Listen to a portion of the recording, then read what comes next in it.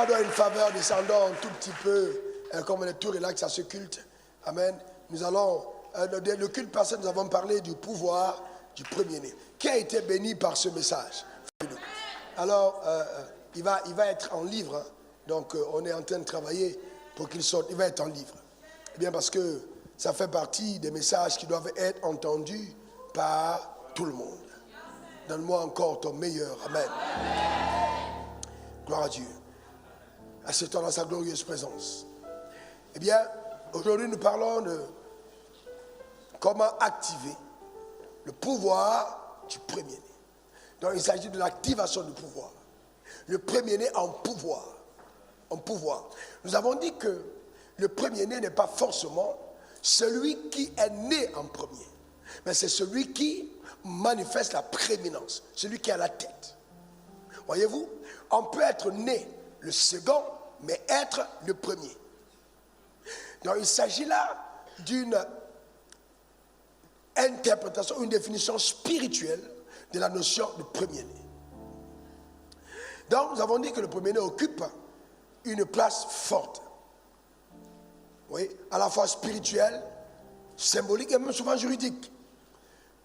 Donc, le premier-né ne parle pas simplement d'ordre de naissance, mais plutôt de position, de modèle. Alors, le modèle, le spécimen modèle, ok, d'autorité et de destinée. En fait, rattaché à la vie du premier-né, la destinée de Dieu, le dessein rattaché à sa vie par le ciel. Vous voyez, donc les enjeux sont énormes, parce que le premier-né incarne le plan de Dieu pour sa génération, et pour la génération future. C'est pour ça que Dieu va tout faire pour accorder au premier-né tellement de faveurs, et tellement d'éclat de gloire, tellement de pouvoir, pour que ceux qui viennent avec lui aient un prototype à imiter, un exemple, un modèle à suivre. Que cela soit ton partage et ta pleine portion au nom suprême de Jésus. Donc, Dieu te donnera certainement de connaître une dimension de prééminence dans un domaine précis. Il y a un domaine dans lequel tu vas exploser de façon particulière, vraiment particulière. Nous avons vu 5 vérités essentielles sur les premiers-nés. Premièrement, le premier-né appartient à Dieu. Donc, c'est un fait d'appartenance à Dieu, appartenir à Dieu. C'est très profond, très très profond. Imaginez, ce mouchoir appartient à qui? À moi? Alors, est-ce que vous pensez honnêtement qu'elle peut prendre mon mouchoir? Non, ce n'est pas possible. Pourquoi? Parce qu'il m'appartient. Donc, si effectivement tu appartiens à Dieu, il est impossible pour l'ennemi d'avoir accès à toi. Vous voyez, tu appartiens à Dieu. Tu appartiens à Dieu. Tu appartiens à Dieu. Tu ne t'appartiens pas toi-même, tu appartiens à Dieu. C'est important.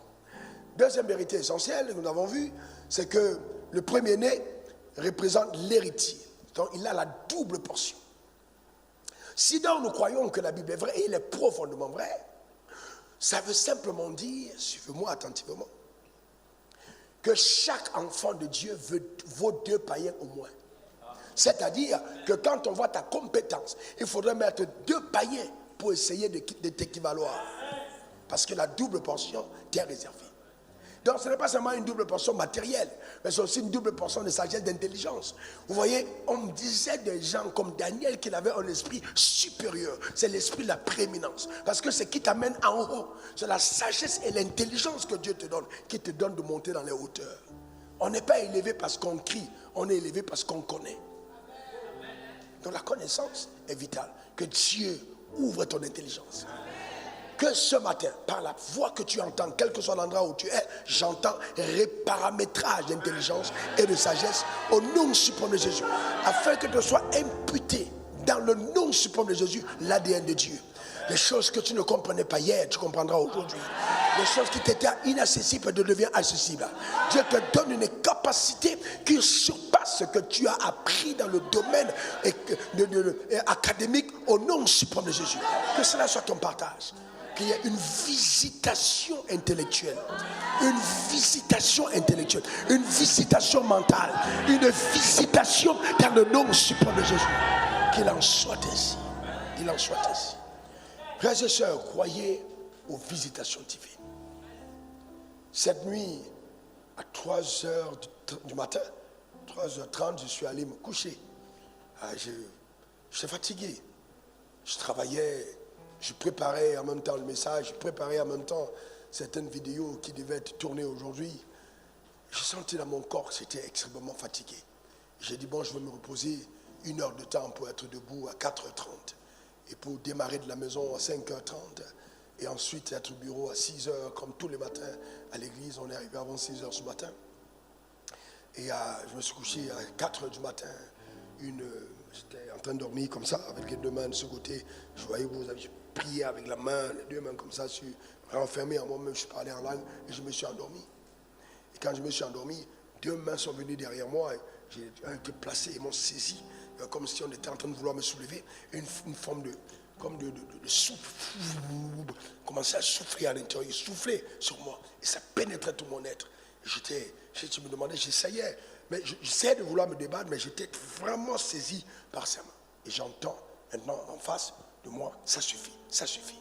Et quand ma main me lâche, j'ouvre les yeux et je regarde, je vois une lumière qui est en train de circuler dans la chambre et qui sort par la fenêtre. Je me retourne, je regarde ma montre, il est 4h du matin et toute l'énergie, mon corps, toute petite, mon corps avait retrouvé une énergie. Et j'ai compris qu'un ange du Seigneur a été envoyé pour me soutenir. Frères et sœurs, le monde dans lequel nous vivons est un monde surnaturel. Et le Dieu qui nous a appelés ne sera jamais, personne d'entre nous, tombé. Il est avec nous. Donne-moi ton meilleur amen. Donc, frères et sœurs, si Dieu dit que la prééminence est ton partage, il mettra tout en marche afin que justement la double portion soit ton héritage. Le premier-né exerce aussi une position d'autorité. C'est-à-dire quoi? Autorité. Suis-moi bien. Personne, écoute-moi bien, personne dans ta famille, de quelque règne que ce soit, qu'il appartienne à n'importe quelle caste, ne pourra tenir devant la grâce que Dieu a déposée dans ta vie. Mais il faille que dans ton homme intérieur, cette révélation soit ferme. Et que tu ne sois pas quelqu'un qui panique par n'importe quelle information. C'est important de savoir. Dis après moi, j'ai l'autorité. Non, dis-le bien encore, j'ai l'autorité. Maintenant, je vais te dire quel genre d'autorité tu as. Ce n'est pas une autorité qui t'est venue de la terre. La Bible dit, tout pouvoir m'a été donné dans le ciel et sur la terre. Donc, voyez-vous, cette autorité, on a dans le nom de Jésus. C'est puissant. À la mention de son nom, tout genou fléchit dans les cieux, sur la terre et sous la terre. Et toute langue confesse que Jésus est Seigneur. Mais cependant, qui prononcera ce nom? C'est toi. C'est pour ça que tu ne vas pas te taire. Ce nom est ton nom d'alliance. C'est le nom qui fait de toi le premier-né. C'est le nom de la prééminence, le nom de la domination. On ne prononce pas le nom de Jésus pour être dernier. Impossible. Est-ce que tu sais que le nom de Jésus incarne en même temps le nom de Dieu, le Père, le Fils et le Saint-Esprit? C'est le nom qui englobe la divinité dans son entier. C'est un laisser-passer pour l'accès aux événements de la hauteur. C'est le laisser-passer pour la prééminence. C'est le nom de la distinction, le nom de la mise à part, le nom de l'éclat, le nom de la gloire, le nom de la lumière. Que cela soit ton partage. Donne-moi ton meilleur amen. Nous parlons du pouvoir du premier-né. Pas dans le prisme ou la perception du fait que le premier-né est menacé, les flèches vont l'embattre, il va tomber. Non, ça c'était avant. Ce qui a eu lieu dans l'ancienne alliance n'est pas forcément vrai dans la nouvelle alliance. Nous, dans la nouvelle alliance, nous sommes de l'assemblée du premier-né où Jésus-Christ est le premier-né d'entre plusieurs frères. Donc notre position est une position totalement différente. Nous ne sommes plus sous la loi. Non, nous sommes sous la grâce. Amen. Donc ça, c'est quelque chose qui doit être assimilé par tous et compris de façon évidente. Oh, ma prière, le cri de mon âme, c'est que les croyants qui nous écoutent les dimanches, après tant d'heures d'études, de labeur, de prières, de jeûnes, de privations, que vous ne jetez pas à la poubelle les trésors que Dieu met à votre disposition. Vraiment, que vous ne jetez, que vraiment vous le prenez avec tellement de sérieux. Que cette vérité n'habite pas seulement votre conscient, même votre subconscient. De façon que, marchant dans les rues, vous soyez plus conscient de ce que vous êtes devenu en lui que ce que vous êtes visiblement. En fait, parce que les choses visibles sont passagères. Dans ton état présent, même s'il ne ressemble pas à ce qui a été annoncé, ce n'est que passager. Laisse-moi te dire, tu es en voie de migration. Tu es en transit. Si ta place n'est pas encore le sommet, ne construis pas ta maison à cet endroit parce que tu vas déménager bientôt pour aller là où Dieu t'attend. Donne-moi encore ton meilleur amen. Ce n'est pas moi qui l'a dit, c'est Dieu qui l'a dit. Vous serez la tête, non la queue, vous serez toujours et jamais. La Bible n'a pas dit que nous sommes assis avec Christ dans les régions inférieures, mais on est assis avec lui où? Dans les lieux célestes. Donc si ta place n'est pas encore dans les hauteurs, tu n'es pas encore à ta place. Qu'est-ce que j'ai dit? Si ta place n'est pas encore dans les hauteurs, tu n'es pas encore à ta place. Celui qui est dans l'avion est en partance vers sa destination. Et ce qui est intéressant, c'est que dans l'avion, il n'y a pas de rétroviseur. Il n'y a pas de marche arrière. On est lancé vers la destination. Et la destination, c'est la tête. Amen. C'est en haut, ce n'est pas en bas. Donne-moi ton meilleur amen. Dis encore amen. Et que Dieu bénisse ton âme. Que Dieu bénisse ton âme. La parole de Dieu est vraie. Dis encore amen. Et voyez-vous, donc le premier-né exerce une autorité. Le premier-né, quatrième, est lié à le sacerdoce. Dieu a fait de nous le sacrificateur et des rois. Voyez-vous, le premier-né, ok, aussi en point numéro 5, on l'a dit. Après le point numéro 4, disait son sacerdoce. Point numéro 5, le premier-né peut perdre son droit. Il peut perdre sa position. Il peut perdre. Dans l'Ancien Testament, nous avons bien vu avec le cas d'Ésaü qui a vendu son droit d'aînesse à son frère, ok, Jacob. Il a vendu son droit d'aînesse. Et nous avons aussi vu comment Ruben, dans Genèse 49, versets 3 à 4, à cause du fait qu'il soit allé avec la femme de son père, a été déchu de la position de premier-né. Et là, on s'arrête là au moment. Écoutez-moi bien. Cette déchéance qu'il a eue, Ruben, n'a pas été une déchéance prononcée par Dieu, mais c'est une déchéance prononcée par son père.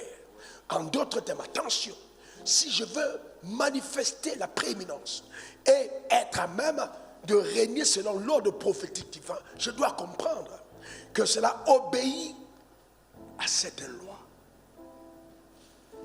Un fils qui n'a pas honoré son père perdra sa prééminence. La Bible dit, celui qui n'honore pas son père et sa mère, n'honore pas son père, ou bien qui maudit son père, sa lumière va s'éteindre, la lampe va s'éteindre en plein midi. Donc il y a des choses qui arrivent parce que tu n'as pas compris qu'il faille honorer, respecter l'autorité établie sur ta vie. Et je prie de tout cœur que Dieu te donne de ne pas être insensé. Amen. Ok? Donne-moi encore ton meilleur amen. Et donc nous comprenons par là donc, qu'il est vital, qu'il est important pour chacun d'entre nous d'être obéissant. D'être obéissant. Après moi, je vais être obéissant. Encore. Donc cette obéissance va permettre à chacun d'entre nous de jouir de tout ce que le ciel lui a réservé. D'accord? Qui était le premier-né de Dieu? Comment il s'appelle? Comment il s'appelle? Est-ce que Adam a manifesté la prééminence sur la terre des hommes? Est-ce qu'il n'était pas destiné à régner sur cette terre?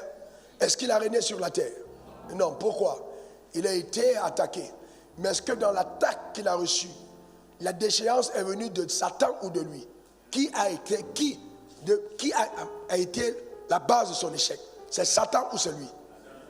Qui dit c'est Satan? Qui dit c'est lui-même? Très bien, parce que Dieu lui avait donné toute aptitude, toute capacité. Donc le fait de désobéir à l'ordre donné par Dieu, quand dans Genèse 2, versets 16 à 17, Dieu lui donne cet ordre. Tu pourras manger de tous les arbres du jardin, mais tu ne mangeras pas de l'arbre de la connaissance du bien et du mal, car le jour où tu mangeras, tu mourras. Donc tout de suite, quand il mange du fruit de cet arbre, il connaît une déchéance positionnelle. C'est ainsi que la Bible dit, tous ont péché et sont privés de la gloire de Dieu. Maintenant, observez ce qui va suivre. Et donc, qui est donc le premier fils d'Adam? Caïn. Allez-y, par derrière. Qui est le deuxième fils d'Adam? Très bien. Quelle a été la destination? Quel a été le sort du premier fils, Caïn? Qu'est-ce qu'il a dit? Qu'est-ce que Caïn est devenu? Un meurtrier. D'accord? Il a tué son frère Abel. Très bien. Donc, une attaque a été ciblée, a transformé sa vie en personne meurtrière, qui s'est retrouvée en train de détruire la vie du second. Mais cependant, en détruisant la vie du second, Abel devient le prototype de Christ sacrifié par les siens pour la rédemption de toute l'humanité, afin que ceux qui croient en Jésus deviennent une assemblée de premiers-nés. Donc c'est ça le mystère de Dieu. Comme pour dire, écoutez-moi attentivement, si le premier Adam a connu une déchéance, il est important de comprendre que le dernier Adam a connu, d'accord, un succès véritable. Nous ne nous arrêtons pas au premier Adam, tous ont péché et sont privés de la gloire de Dieu. Mais la Bible dit, lorsque nous étions encore pécheurs, Christ est mort pour nous. Donc pour toi et pour moi, nous sommes rattachés à Adam ou à Christ. Qui dit qu'il est rattaché à Adam? Lève la main. Qui dit qu'il est rattaché à Christ? Lève la main. Dis après moi, je suis rattaché à Christ. Encore, je suis rattaché à Christ. Donc il faut comprendre que quand tu es rattaché à Christ, tu fais partie de l'assemblée des premiers-nés. À partir de ce moment, ta destinée est combattue, sérieusement, combattue, parce que Satan a peur que tu révèles sur la terre des hommes, amen, ce que Dieu a voulu accomplir au travers de la nouvelle création. Tu répètes après moi, je suis une nouvelle créature. S'il te plaît, affirme-le encore, je suis. Dis après moi, les choses anciennes sont passées. Toutes choses sont devenues nouvelles. Et tout cela vient de Dieu, qui m'a réconcilié avec lui par Christ et m'a accordé le ministère de la réconciliation. Aujourd'hui, j'établis fermement que le ministère de la réconciliation m'a été accordé au nom de Jésus. Amen, amen et amen. Donc voyez-vous, il y a une parfaite différence entre celui qui vit ici sous Adam et celui qui vit ici en Christ. Même si dans la société, vous avez la même tête, le même pied, vous avez les mêmes bras, sachez que spirituellement, il y a une différence. Quand les deux se présentent, Démarc vient à ta gauche, viens vers là, et toi ici, qu'est-ce que vous constatez des deux? Vous ne voyez pas une différence de couleur? L'autre, le païen, comment? Noir, il ressemble aux ténèbres, n'est-ce pas?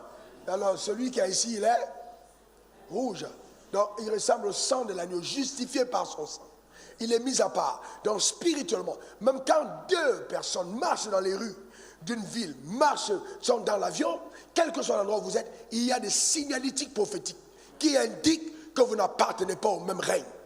Et à côté de lui qui est donc l'enfant de Dieu, il y a un ange qui est posté. Peut-être simplement pas un. Selon la grâce et le mandat assigné, il peut en avoir plusieurs. Donc quand il marche, il l'escorte. Ils sont tout autour de lui. Et il veille sur lui parce qu'il est porteur des desseins de Dieu. Donc il devient des projets de Dieu en marche.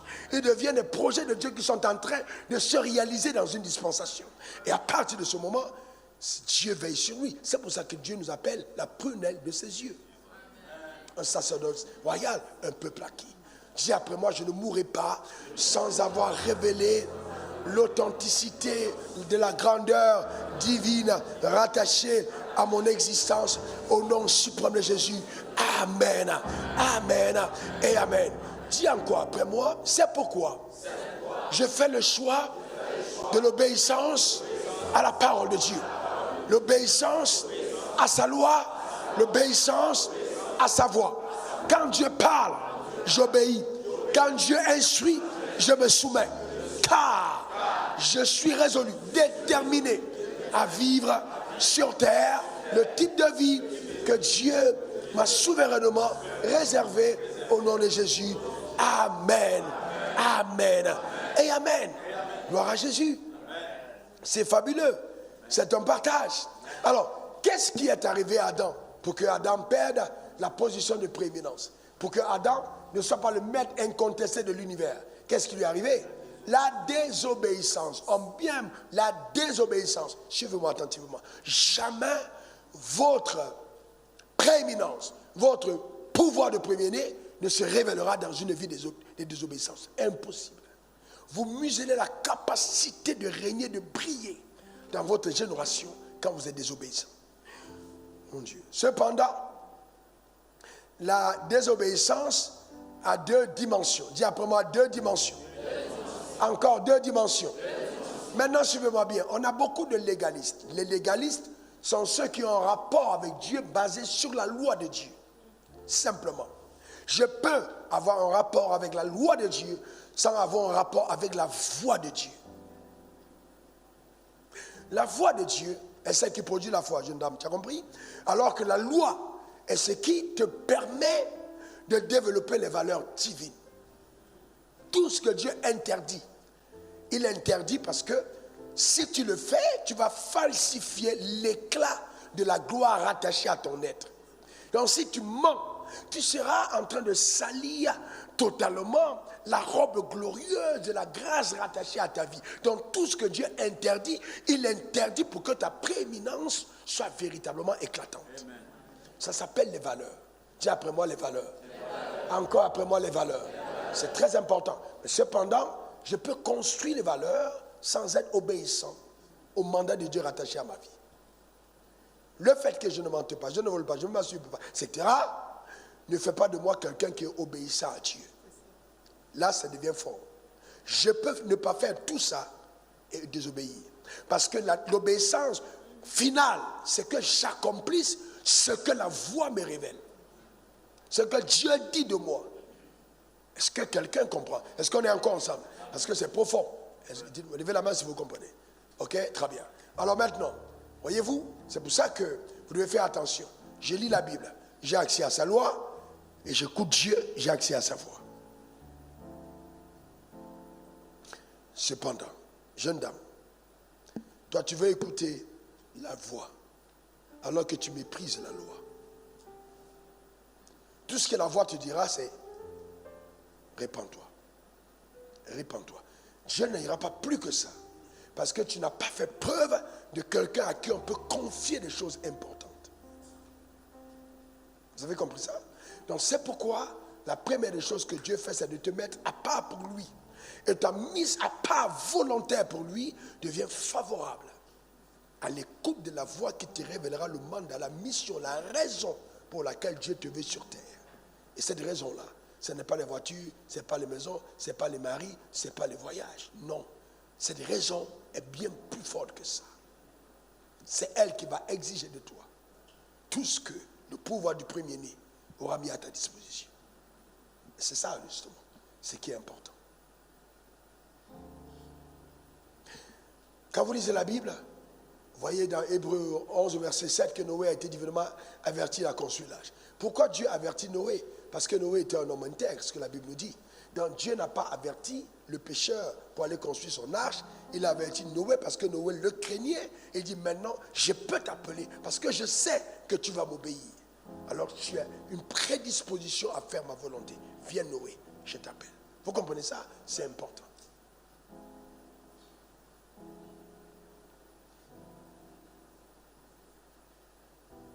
Est-ce que ça va? Donc c'est vraiment important. Regardez le cas d'Abraham. Quitte ton pays, t'appartient à la maison de ton père. Vas-y dans le pays que je te montrais. Dieu parle à Abraham. Abraham quitte, il part. Mais je lui pose une autre question. Est-ce qu'Abraham avait la Bible? Non. Non. Est-ce que Noé avait la Bible? Non. Non. Mais comment est-ce possible que la Bible dit que la foi vient de ce qu'on entend et la Bible appelle Noé, homme de foi, Abraham, homme de foi, et il n'avait pas la Bible. Donc ce qu'on entend vient de quoi? De la parole. Attention, pas de Dieu, de Christ. Parce qu'il y a une différence, Romains 10, 27, il y a une différence entre la parole de Dieu et la parole de Christ. Romains 10, 17 plutôt. Voyez-vous, de Christ. Une différence totale.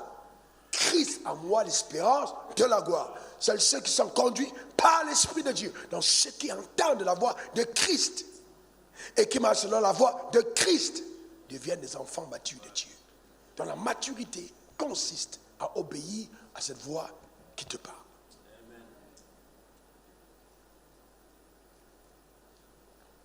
L'obéissance. Quelle est la raison pour laquelle tu soupires après la révélation de ce pouvoir au travers de ta vie? Est-ce que la raison majeure, c'est je dois absolument, sous le soleil, accomplir les desseins rattachés à mon existence? Si c'est ça ton désir, tu verras la main de Dieu intervenir de façon éloquente. Donne-moi ton meilleur amen. Alors maintenant, pour y arriver, il faut bien que tu comprennes qu'il y a certains faits importants. Premièrement, tu dois comprendre ceci. Relâcher le pouvoir, tu dois prendre conscience de ta nouvelle identité. J'ai dit quoi? Prendre conscience. J'ai dit quoi? Prendre conscience de ta nouvelle identité. Est-ce que tu sais qu'il y a certains enseignements que vous écoutez qui ont une tendance à vous ramener à la condamnation rattachée à l'ancienne création, qui n'a rien à voir avec la nouvelle création. Donc si vous dites à cet homme né de nouveau, oh les hôtels de famille, vont te bloquer, oh Satan va... Non, vous êtes en train de parler en très mauvais langage. Pourquoi? Parce qu'en fait, il n'est plus concerné. Est-ce que Satan va cesser d'attaquer? Non. Et cependant, vous devez plutôt lui dire, Satan viendra certes, mais tu as le pouvoir. Quand tu verras Satan arriver, arme-toi, prends autorité, commande, établis. Ne suscitez pas la peur, mais montrez-lui comment faire pour assujettir et dominer, pour triompher, voyez-vous, conquérir les territoires qui ont été volés par le diable. Parce que l'autorité a été donnée. Si après moi, je n'ai pas peur. Non, déclare après moi, je n'ai pas peur. Encore une troisième fois, je n'ai pas peur. Tu dois avoir tellement confiance dans la révélation de ta nouvelle identité que même si on te déposait en plein cimetière à 2h du matin, tu chanterais des cantiques. Sans problème. Amen. Sans problème. Gloire à l'agneau. Amen.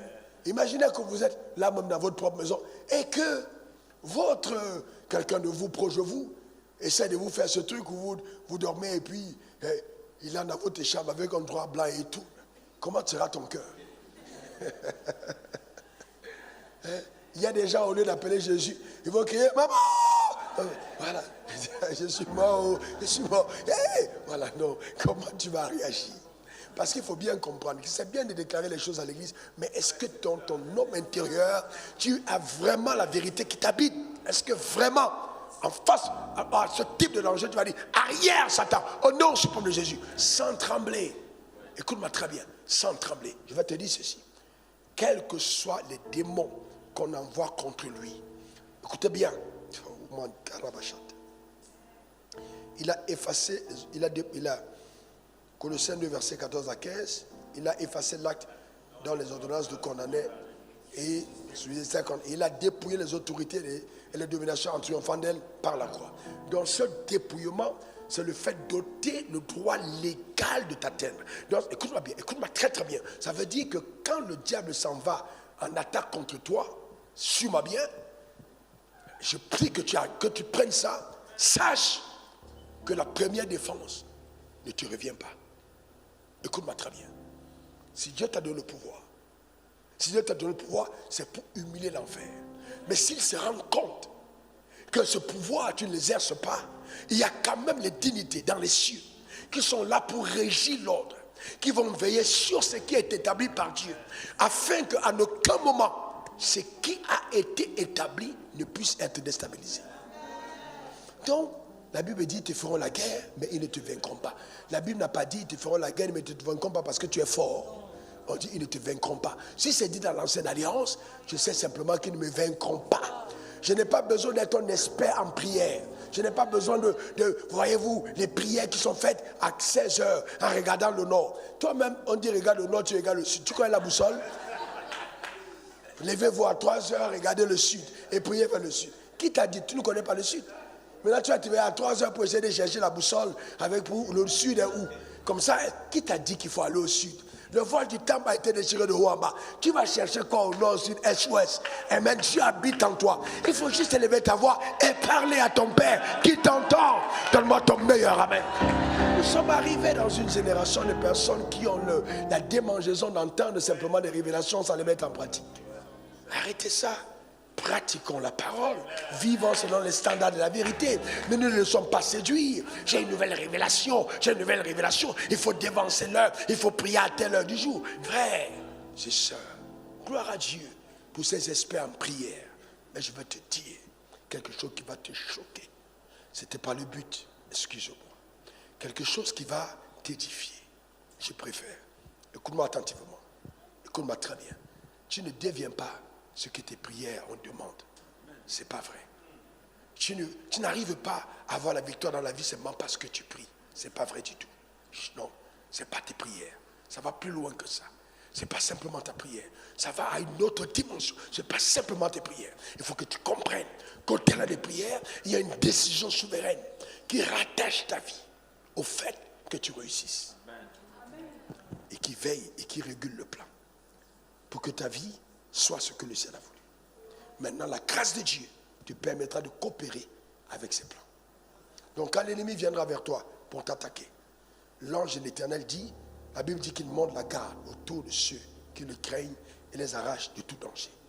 Donc, si je ne sais pas qu'il y a un ange qui me protège, eh bien, c'est pas parce que je ne sais pas qu'un ange me protège que je ne serai pas protégé.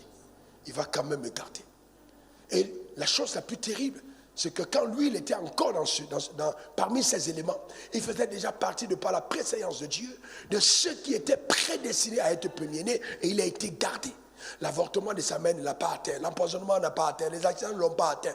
Ce n'est pas le jour où il a revêtu l'uniforme royal, où il a été intronisé, où je lui ai imposé les mains, où j'ai parlé à ses oreilles et il a entendu. Ce n'est pas maintenant que Satan va faire quelque chose. Ce n'est même pas possible. C'est juste une perte de temps. Ce n'est pas maintenant. Ce n'est pas maintenant. Frères et sœurs, oh pasteur, tu ne sais pas combien c'est dur. Jamais Dieu n'a promis que ça va être facile. Jamais. Jamais Dieu n'a dit que ça va être facile.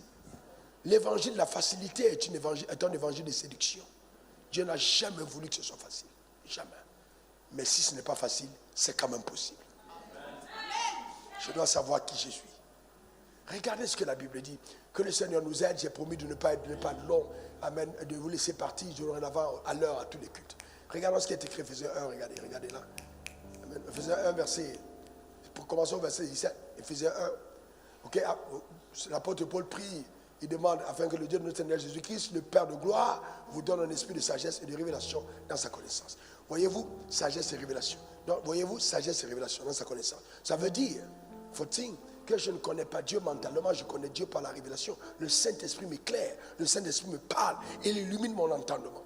Donc, j'ai un professeur, quelqu'un qui me conduit dans la connaissance révélée de Dieu qui est appelé le Saint-Esprit, qui éclaire mon entendement. Je prie de tout mon cœur que Dieu te conduise dans cette dimension de la connaissance révélée au nom suprême de Jésus. Qu'il te parle avec profondeur. Donne-moi ton meilleur amen. Dis encore amen. Une troisième fois amen. Un esprit de sagesse. Un esprit de sagesse. Je déclare que tu es sage. Je déclare que tu es sage. Je déclare que tu es sage. Au nom suprême de Jésus. Et comme annoncé au premier culte, qu'il y ait un reparamétrage de ton système de pensée. Que Dieu remette en place et te donne comme Daniel, Shadrach, Meshach, Abednego, un esprit supérieur par le Saint-Esprit, un esprit de Dieu dans le nom de Jésus. Continuons au nom suprême de Jésus. Et qu'il illumine les yeux de votre cœur, pour que vous sachiez quelle est l'espérance qui s'attache à votre appel et quelle est la richesse de la gloire de son héritage qu'il réserve aux saints. Richesse de la gloire de son héritage qu'il réserve aux saints. Vous êtes déjà arrivé de partir dans un restaurant de qualité et vous trouvez une table, tout le restaurant est plein, mais la table est réservée. Alors que tout est plein, personne, il n'y a plus de place, on met réservé. Amen. Tu arrives dans un endroit, tous les parkings sont occupés, mais il y a une place, on dit réservée. Alors que tout le monde essaie de se garer et la place, elle a bien placée, mais on dit réservée. Le genre de bénédiction que Dieu te réserve ressemble à ça. Réservé. Amen. Dis après moi, réservé. Encore réservé. Il y a des choses que le ciel t'a réservées. Ça veut dire quoi? Marakashata. Oh, j'aime. Ça veut dire quoi? Ça veut dire que même si tu es arrivé en retard, ça t'attendait. C'était réservé. Qu'il réserve aux saints. Réservé aux saints. Amen. C'est une table de choix, une table de qualité, la table de premier-né, la table de prééminence, la table exposée, la table de valeur que le ciel te réserve au nom suprême de Jésus. Et si je transformais la table par contrat de valeur, par marché de valeur, par promotion de valeur. Amen. Que cela soit ton partage. Les connexions de qualité réservées dans le nom suprême de Jésus. Il y a des choses sous le soleil qui te sont réservées.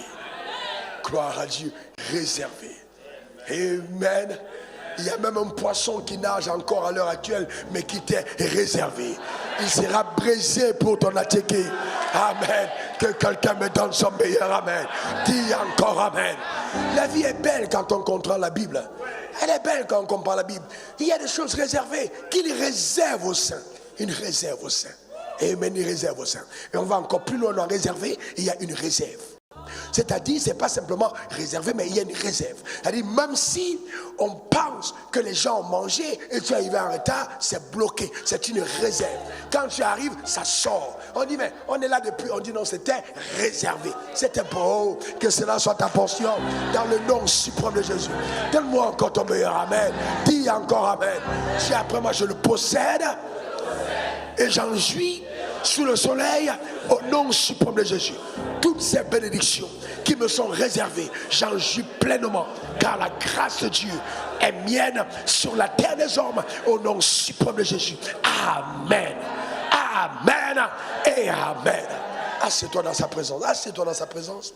Maintenant, tu vois, il réserve aux saints. On ne va pas continuer, mais allons-y. Voyez-vous, il y a une autre dimension. Il y a une autre dimension. C'est la dimension de la perception de l'héritage spirituel. L'héritage spirituel, c'est puissant. Oh là là, puissant. Si vous voulez que je vous dise la vérité à mon sujet, j'ai cette grâce de percevoir spirituellement ce qui m'est réservé. Je sais.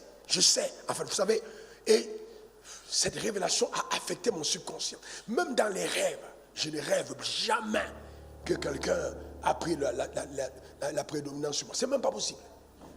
Quand un sorcier m'a attaqué, j'étais en train de fuir. Si un jour m'arrive un rêve, c'est que le sorcier est en train de fuir en me demandant pardon. C'est mis à genoux. C'est clair, il n'y a pas, parce que dans mon esprit, en aucun moment, je n'ai même pas un seul instant donné une seule pensée dans mon subconscient de défaite. Je ne connais pas l'échec. Je pensais que tu allais le dire. Je ne connais pas l'échec. Je suis la nouvelle création, un prototype de Dieu. Amen. Par la nouvelle naissance, Dieu m'a déshabillé du vêtement de la honte. Et il m'a donné de rester connecté au vêtement de la grâce. Les choses anciennes sont passées. Je n'appartiens plus à cette famille. Ne me cherchez plus là-bas. Je suis de la famille de Dieu dans le nom suprême de Jésus. Donne-moi encore ton meilleur amen. Dis encore amen. Frères et sœurs, voyez quel privilège le Père nous a aimés. Donné. Amen, nous a témoigné pour que nous soyons appelés enfants. Et nous le serons. Non, et nous le serons. Et nous le sommes. Waouh! Si après moi je suis un enfant de Dieu. Encore je suis un enfant de Dieu. Encore je suis un enfant de Dieu. C'est puissant. C'est extraordinaire. C'est puissant. Je suis un enfant de Dieu. Alléluia. Je suis un enfant. Que Dieu vous donne une inspiration sur ça. Je suis un enfant de Dieu. Alléluia. Je suis un enfant de Dieu. Quand Dieu me parle, la création écoute, parce qu'elle aussi a été créée par la parole qui m'est adressée. Je suis un enfant de Dieu. Mes pas sont éclairés par la parole. Le potentiel qui est à moi ne me vient pas de moi. La vie qui est à moi ne vient pas de moi, car je suis un enfant de Dieu. Il m'a donné le pouvoir de devenir. Ce que j'étais, ce n'est plus ce que je suis, car le pouvoir a fait de moi ce que je suis devenu. Ne me jalousez pas inutilement, je suis un enfant de Dieu. Ce qui m'arrive, ce n'est pas ma faute. J'appartiens à une famille tellement bénie. Je suis un enfant de Dieu. Gloire à Dieu. Amen. Mon statut est royal.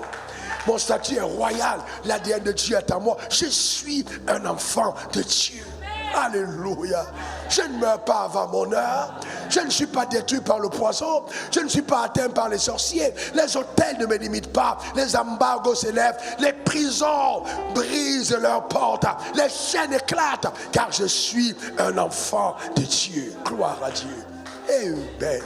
La vie de Dieu est en moi. La vie de Dieu est en moi. La vie de Dieu est en moi. La vie de Dieu est en moi.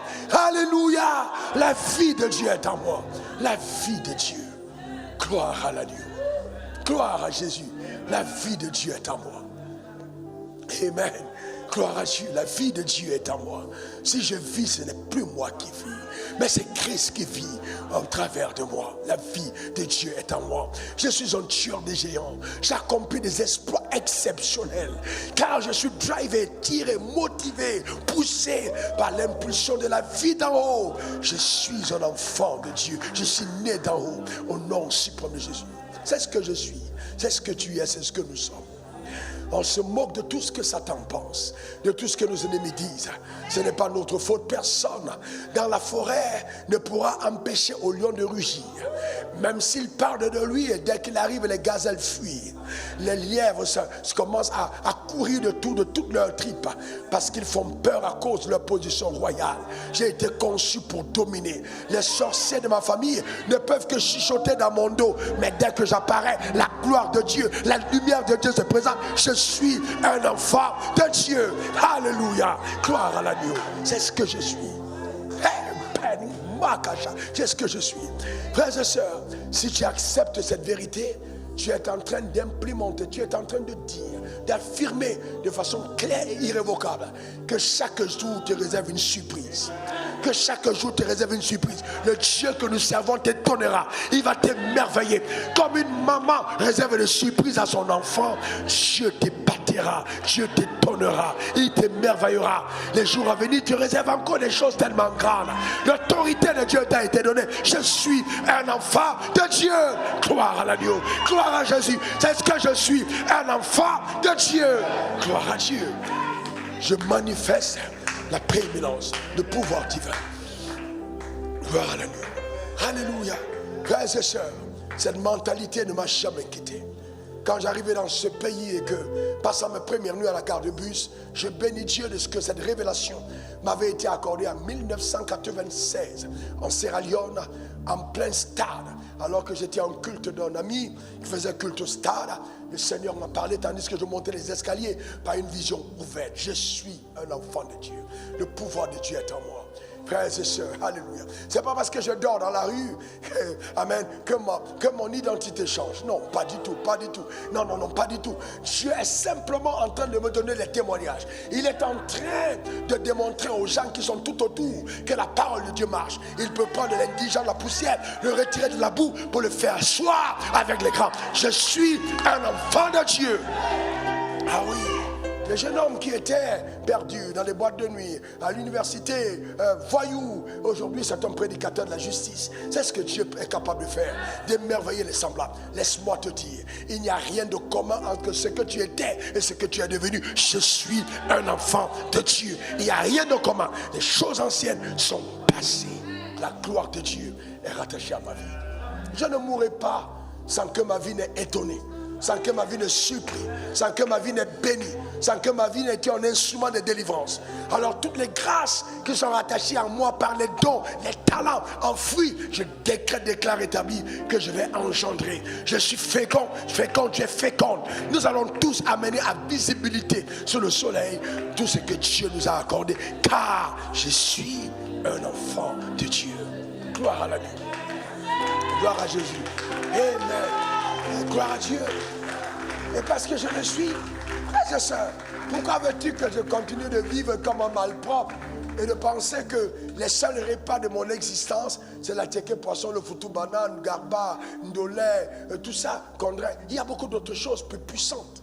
Amen. Si mon corps se nourrit de ces choses, j'ai appris autre chose. C'est de nourrir mon homme intérieur. C'est de nourrir l'homme nouveau par une nourriture que les autres ne connaissent pas. Il est écrit dans Matthieu 4:4, l'homme ne vivra pas de pain seulement, mais de toute parole qui sort de la bouche de Dieu. Alléluia. Les gens font la sorcellerie et ils disent qu'ils mangent l'homme. Ils vont manger l'homme. Ils vont boire le sang de l'homme. C'est le petit niveau.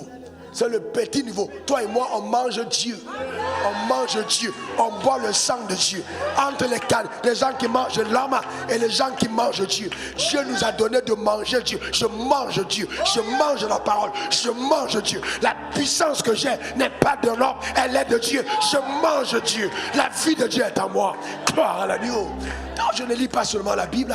Je savoure. Je mange. Je me délecte de ce que Dieu m'a offert. Son corps, son être. Amen. Au commencement était la parole était avec Dieu et la parole était Dieu. Chaque fois que je savoure la parole, c'est Dieu que je savoure. Mon cerveau est oxygéné, mon être intérieur est visité.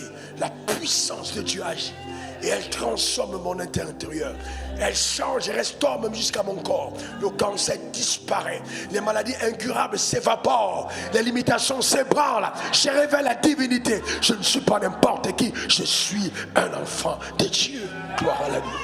Que Dieu bénisse ton âme, que Dieu bénisse ta vie, dans le nom suprême de Jésus.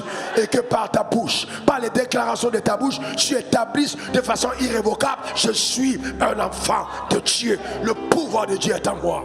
Jésus est venu afin que j'ai la vie et que je sois dans l'abondance, et je le suis. Personne ne peut contredire ce fait, je le suis. Personne ne peut l'arrêter, je le suis. Si les gens doutent, ce n'est qu'une question de temps, ils le verront. Encore un peu de temps, encore un peu de temps, encore un peu de temps, encore un peu de temps, encore un peu de temps, encore un peu de temps, encore un peu de temps, juste un peu de temps. Ils le verront certainement qui je suis, de quoi je suis capable. Ils le verront. Ils le verront, je suis de la race de Dieu. Les quartiers sont secoués, les villes sont mises en émoi, sans dessus. Quand j'ouvre la porte, la bouche, la puissance de Dieu se révèle. Quand je parle, je révèle des mystères. La grâce de Dieu m'accompagne, mes affaires prospèrent, ma vie est protégée et gardée. Les autels se taisent, la croix fait entendre la voix de Christ. Car je ne suis pas n'importe qui, je suis un enfant de Dieu. Que le Seigneur te bénisse, que le Seigneur te comble. Amen. Acclame Jésus pour ta vie. Je suis un enfant de Dieu. Pousse des cris de joie, pousse des cris de joie, pousse des cris de joie, pousse des cris de joie, pousse des cris de joie. Je suis un enfant de Dieu. Gloire à l'agneau. Amen. Gloire à Jésus. Amen. Alléluia. Écoutez-moi bien, homme de Dieu. Écoutez-moi attentivement. Je vous dis la vérité. Ne permettez pas aux limitations naturelles de vous empêcher de révéler votre divinité. Ne permettez pas, jamais. Même quand ton corps essaye de te bloquer, déclare à ton corps: je suis un enfant de Dieu. Je suis un enfant de Dieu. Je suis un faiseur d'exploits. Alléluia. Amen. Il faut fonctionner en mode divinité. En mode divinité. Il faut changer le mode opérationnel, mode divin. Arrête de fonctionner en mode humain. Clique maintenant sur mode divin. Active ce mode. Tu es un enfant de Dieu. Tu n'es pas n'importe qui. Gloire à Dieu. Chandaka brokata, Sharabako bridakaba, Sandekete borokataba, Chatoke brokataka, Rakataba. Tu n'es pas venu sur terre lire la Bible. Tu es venu la vivre. Les gens te regardent et ils se rendent compte que la parole de Dieu marche. Ils attrapent ton vêtement pour dire: conduis-moi à ton Père, conduis-moi à ton Dieu. Tu es un ambassadeur, un ambassadeur, un ambassadeur, un ambassadeur de Dieu sur la terre des hommes.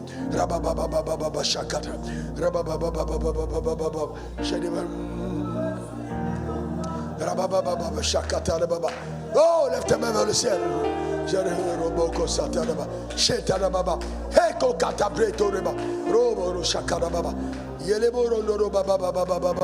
Oh, bénis le Seigneur. Oh, mon âme.